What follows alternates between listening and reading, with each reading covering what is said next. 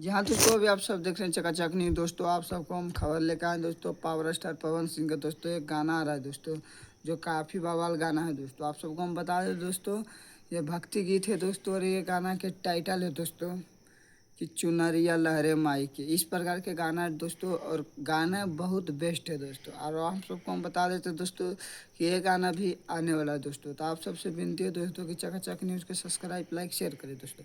आप सबको हम बता देते हैं दोस्तों कि ये गाना का टाइटल ही है दोस्तों चुनरिया माई के लहरे। और गाने की बात करें दोस्तों, तो गाने पूरा फुल HD में आने वाला है दोस्तों। और ये गाना के लिखने वाले के नाम है दोस्तों, आलम दिलशान दोस्तों, जो काफ़ी सुपर हिट गाना लिखते हैं दोस्तों मगही भोजपुरी के लिए दोस्तों। और बात करें दोस्तों म्यूजिक के दोस्तों, तो म्यूजिक का आप सबको पता है दोस्तों, इनका म्यूजिक कौन देते हैं? एक ही लोग देते हैं सबसे ज़्यादा दोस्तों, यही म्यूजिक दिए हैं दोस्तों। और आप सबको हम बता देते हैं दोस्तों कि ये गाना पवन सिंह ऑफिशियल पे आने वाला है दोस्तों 6:45 में दोस्तों। तो आप सब जाके देखना ना भूलें दोस्तों, देखिए और चकाचक न्यूज़ के प्यार दे दोस्तों। ऐसे ही खबर आप सब